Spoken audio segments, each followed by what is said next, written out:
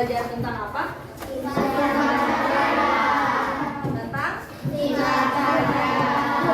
cahaya. Coba, apa yang kalian ketahui tentang cahaya? Ada yang mau jawab? Dapat merambat? Oke, bagus. Sekarang kita akan belajar cahaya dan sifatnya. Adapun tujuan pembelajaran kita pada hari ini, yang pertama, peserta didik dapat memahami cahaya dan sifatnya. Yang kedua, peserta didik dapat memahami sifat-sifat cahaya serta implementasinya dalam kehidupan sehari-hari. Yang pertama, apa sih itu cahaya? Coba di kelas ini kalian lihat cahaya? Ya. Ada atau tidak? Ada cahaya? Bisa dilihat? Bisa. Cahaya itu merupakan energi yang dapat dilihat oleh mata kita. Nah, contoh dari sumber cahaya itu ada apa aja? Coba sebutkan apa saja yang menghasilkan cahaya. Matahari,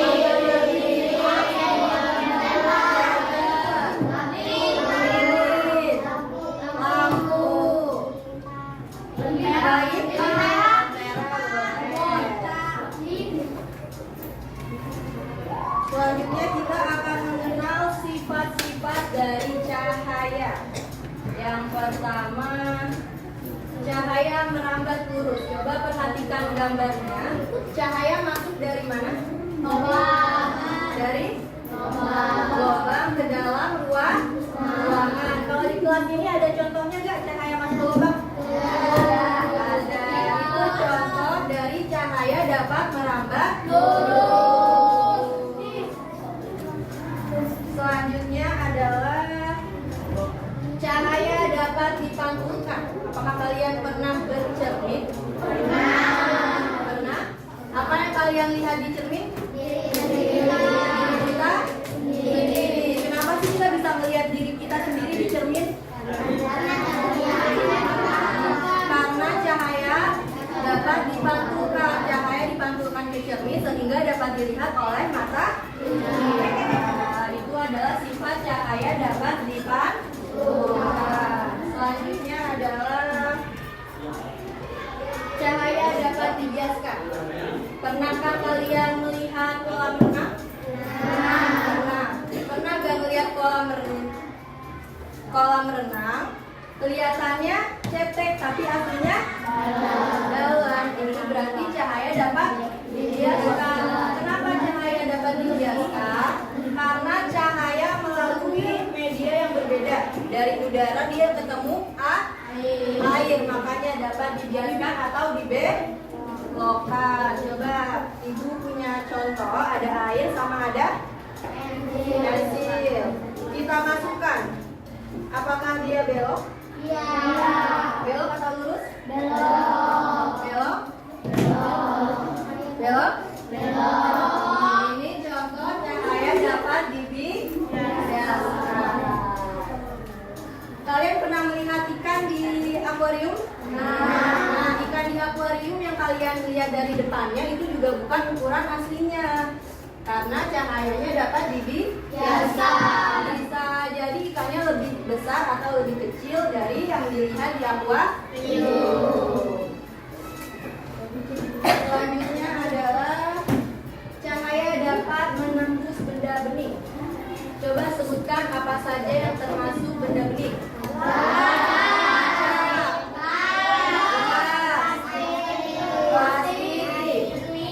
Cermin. Ada nggak di kelas ini contoh cahaya menembus benda bening? Ya, cahayanya masuk ke ruang.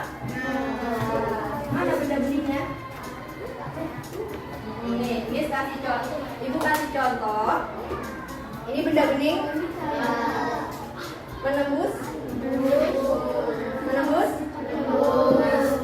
Sekarang contohnya yang kardus. Apakah menembus? Enggak, karena cahaya tidak dapat menembus benda gelap ya. Dia hanya dapat menembus benda bening. Ada yang ingin bertanya? Enggak. selanjutnya adalah cahaya dapat diuraikan. Kalian pernah melihat pelangi setelah hujan?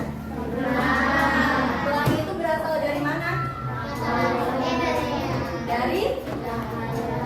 Dari cahaya yang diuraikan. Ya, jadi warna cahaya dari matahari lalu dia diuraikan, lalu keluar cahaya yang berwarna. Nah, pernah meniup balon? Benar.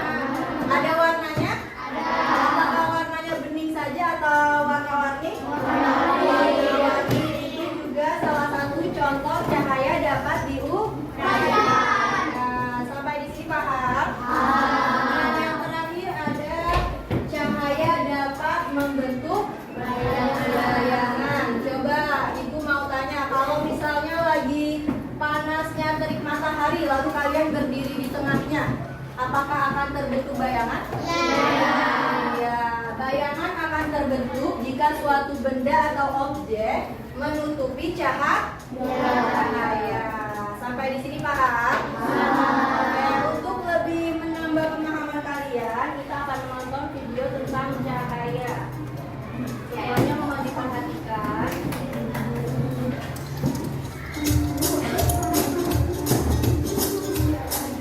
Adakah di antara kalian yang pernah melihat pelangi ganda? Yang di atas lebih samar dan tampilannya terbalik. Yang di bawah Bendiku Hibiniu dan yang di atas Unibihiku Jimen. Wah, menarik ya. Mau tahu lebih lanjut?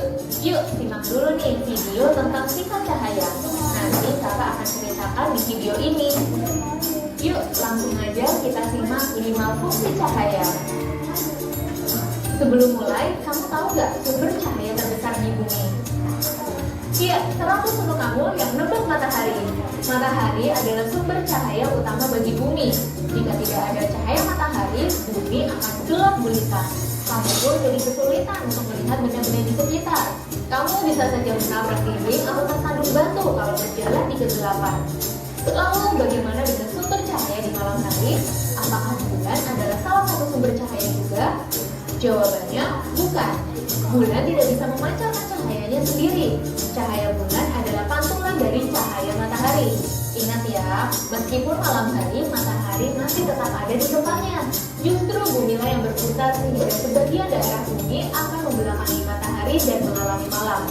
Beruntungnya, lampu sudah ditemukan sehingga kamu tidak perlu khawatir kegelapan saat malam hari. Berikutnya, yuk pelajari 5 sifat cahaya. Yang pertama, cahaya dapat merambat lurus. Ketika merambat, cahaya tidak memerlukan medium perantara. Karena itu, cahaya matahari bisa sampai ke bumi meskipun melewati ruang vakum di luar angkasa. Cahaya yang merambat lurus dapat kamu lihat pada sorotan lampu mobil atau motor, lampu senter, lampu sorot di panggung, lampu mercusuar di pinggir pantai, atau cahaya matahari yang masuk melalui celah ventilasi. Yang kedua, cahaya menembus benih-benih. Coba lihat jendela di rumahmu. Jendela biasanya dibuat dari kaca agar cahaya matahari dapat tembus dan menerangi ruangan. Atau pernahkah kamu melihat dasar sungai karena airnya jernih? Iya, air yang jernih dapat ditembus oleh cahaya sehingga batuan, tanaman, atau ikan-ikan di dalam sungai dapat terlihat. Yang ketiga, cahaya dapat dipantulkan. Cahaya yang mengenai permukaan benda akan dipantulkan. Permukaan benda yang rata dan licin seperti cermin akan memantulkan cahaya dengan teratur ke satu arah yang disebut dengan pemantulan teratur. Sementara permukaan benda yang tidak rata akan memantulkan cahaya ke segala arah yang disebut dengan pemantulan baut. Sifat pemantulan cahaya yang paling mudah diamati adalah saat kamu bercermin. Bayangan dirimu pada cermin terbentuk karena pemantulan cahaya. Sifat bayangan pada cermin bergantung pada jenis cermin yang digunakan. Cermin datar memiliki sifat bayangan maya, tegak sama besar dan terbalik antara sisi kanan dan kirinya. Contoh cermin datar adalah cermin yang ada di kamarmu. Kemudian ada cermin cekung atau konkav, bersifat mengumpulkan cahaya atau konvergen. Sifat bayangannya bergantung pada jarak benda dengan cermin. Cermin cekung digunakan pada senter dan lampu kendaraan. Dan berikutnya yaitu cermin cembung atau konveks, bersifat menyebarkan cahaya atau divergen. Sifat bayangannya adalah maya, tegak, dan diperkecil. Cermin cembung digunakan pada kaca spion atau cermin di tikungan jalan. Sifat yang keempat yaitu cahaya dapat dibiaskan atau dibelokkan jika melalui dua medium yang berbeda kerapatannya. Pernahkah kamu salah mengira kedalaman kolam renang? Dari atas, kolam renang terlihat dangkal. Tapi ketika kamu masuk ke dalam air, ternyata kolamnya cukup dalam. Nah, peristiwa tersebut terjadi karena cahaya melewati dua medium yang berbeda kerapatannya, yaitu udara dan air.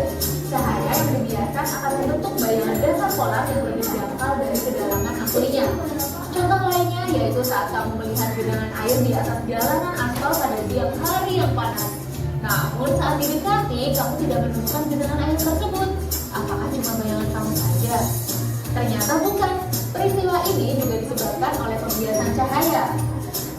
Lapisan udara di dekat permukaan jalanan aspal yang panas memiliki kerapatan yang lebih rendah daripada lapisan udara yang dingin di atasnya. Saat cahaya melewati dua lapisan udara tersebut, cahaya akan dibiaskan.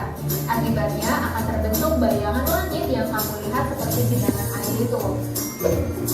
Dan sifat yang kelima, cahaya dapat diuraikan. Siapa yang pernah melihat pelangi setelah turun hujan? Tidak, terbentuknya pelangi adalah peristiwa penguraian cahaya matahari yang berwarna putih.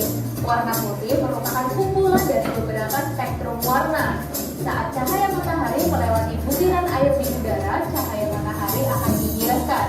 Cahaya putih matahari berpisah dan terurai menjadi megikuninio karena adanya perbedaan panjang gelombang dan sudut ketika cahaya matahari dibiaskan. Nah, sesuai janji kakak untuk menjawab kenapa bisa ada pelangi ganda ya. Ternyata untuk pelangi kedua yang posisinya di atas, cahayanya dibiaskan sekali lagi di dalam tetesan hujan. Jadi ada dua kali pembiasan dalam tetesan air yang menyebabkan pelangi kedua. Wah, menarik ya. Terakhir nih, giliran kakak yang mau nanya ya, berapa sudut lumbung pelangi?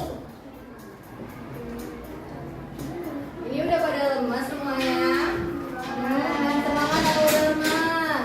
Sebelum kita lanjut, Ibu mau kasih ice breaking dulu nih karena kelihatan pada ngantuk semuanya. Oke, ice breakingnya adalah kita berhitung yang dapat kelipatan 3 bunyinya suara kambing. Jadi 1, 2, B, 3, 4, 5, B, 7, 8, B. Paham? Oke, sekarang kita mulai dari sebelah sini dulu. Mulai berhitung ya, yang dapat kelihatan 3 suara apa? Suara kambing. Ayo. 1, 2, 3 tadi apa 3? B, 3 nya lo tadi sebut ya. Oke, lah. 2, B. Habis 4? 5, B. Habis 6? 7, 8, B. 10. Habis 10 apa? B. 11, 12, B. 13, 14, B. 16, 17,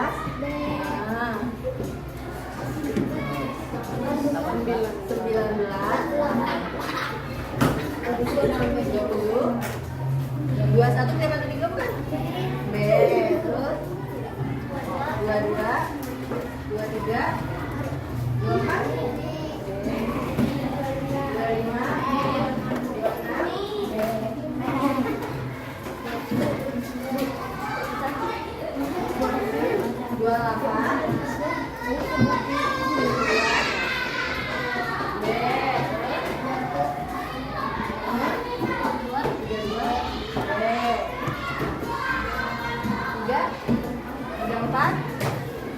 35 bukan? Bukan.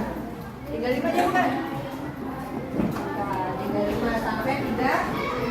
Sekarang Ibu akan membagi kalian menjadi 6 kelompok. 1, 2, 3, 4, 5, 6, 7. Oke? Kelompok 1, 1 LWD. 1, 2, 3, 4, 5, 6. Kelompok 2. 1, 2, 3, 4, 5, 6. Kelompok 3. 1, 2, 3, 4, 5, 6. Kelompok 4. 1, 2, 3, 4. Lalu ke 5 ya. 5 kelompok 5. Nah, 5 orangnya ya kelompok. Nah, oke.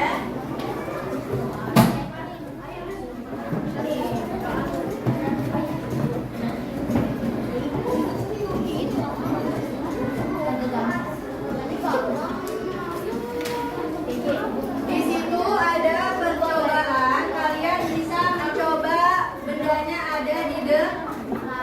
Ganti-gantian, oke? Yang ini buat cahaya apa? Dapat perangkat lurus. Kalau cahaya dapat dibiaskan yang mana? Yang ini cahaya dapat dipalsukan. Nah, cermin ya. Cahaya menembus benda bening. Wah, paham? Dicobanya ganti-gantian, oke? Oke, silakan dikerjakan. Jangan